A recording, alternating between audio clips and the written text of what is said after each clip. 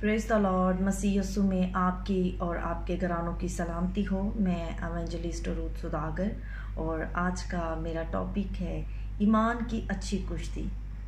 हम कैसे ईमान की अच्छी कुश्ती को लड़ सकते हैं, और अगर लड़ सकते हैं तो किस तरह से लड़ सकते हैं। अगर आपको या मुझे ईमान की लड़ाई दरपेश है तो शैतान इस लड़ाई को, इब्लीस इस लड़ाई को, इस कुश्ती को जो है वो आसान नहीं रहने देगा। वो आपके और मेरे रास्ता में रुकावटों को लेकर आएगा, परेशानियों को लेकर आएगा, दुख को, मसाइब को लेकर आएगा। वो ऐसी ऐसी बड़ी बड़ी रुकावटें खड़ी करेगा, वो ऐसे बड़े बड़े पहाड़ों को जो है वो खड़ा करेगा कि हम जो है इस लड़ाई को ना लड़ सकें। और वो हर मुमकिन कोशिश करेगा और कहेगा कि खुदा वफादार नहीं, उसका कलाम जो है वो बेतासीर है। लेकिन खुदावंद के कलाम में लिखा है कि जो कौल खुदावंद की तरफ से है वो हरगिज़ बेतासीर ना होगा। उसका कलाम, खुदावंद का कलाम पावरफुल है, और हम सिर्फ और सिर्फ खुदावंद के कलाम के वसीला से ही अच्छी कुश्ती को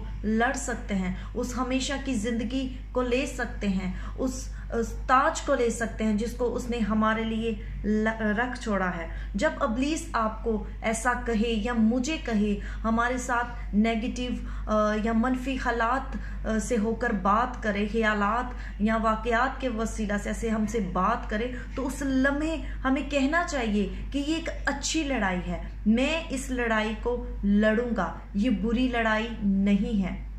हमें ऐसा कहने की ज़रूरत है, क्योंकि जब हम अच्छा इकरार कर लेते हैं, जब मैं और आप अच्छा इकरार कर लेते हैं, तो यकीनन हम उस लड़ाई से जो है वो लुत्फ़ अंदोज़ होते हैं और जीत हमारी ही होती है और हार इब्लीस की ही होती है।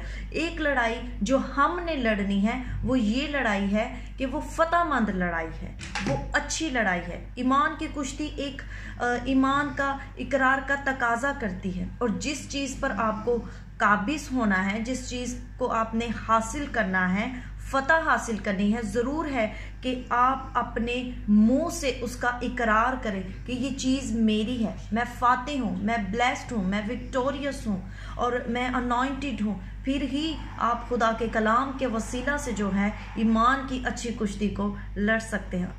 और बाज़-औक़ात क्या होता है, बाज़-औक़ात ईमान में नज़र आने वाली चीज़ों की निस्बत हमें दीदनी चीज़ों और अपने मखसूसात जो हम महसूस कर रहे थे उसके बारे में इजहार ख्याल करना आसान लगता है। पौलुस रसूल ने भी इसी तरह मैं आपके साथ शेयर करना चाहूँगी कि पौलुस रसूल ने भी कलाम में लिखा है कि 2 कुरिन्थियों उसका 4 बाब उसकी 13वीं आयत में कहा है कि चूंकि हम में वही ईमान का रूह है जिसकी बाबत लिखा है कि मैं ईमान लाया और इसीलिए बोला, बस हम भी ईमान लाए और इसीलिए बोलते हैं। आपका ईमान जो है वो कभी भी आपके इकरार से जो है वो आगे नहीं बढ़ेगा, क्योंकि जब हम ईमान की अच्छी कुश्ती को लड़ रहे होते हैं, जब हम उस मैदान जंग में उतर जाते हैं, तो उस वक्त जो है हमें गिव अप करने की ज़रूरत नहीं। अगर कभी भी इब्लीस हमें कहे कि तू गिव अप कर दे, तू छोड़ दे,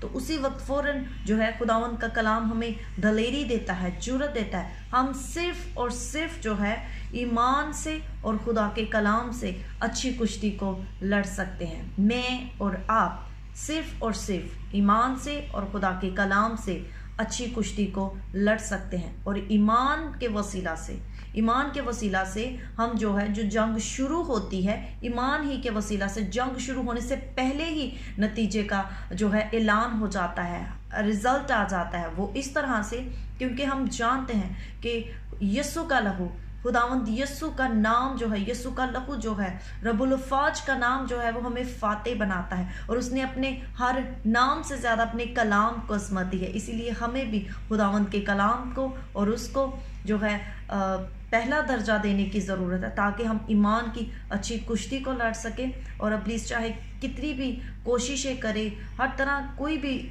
मुमकिन कोशिश करे, लेकिन हम गिव अप ना करें। खुदावंद आपको और मुझे ऐसा करने का फजल बख्शे। God bless you all.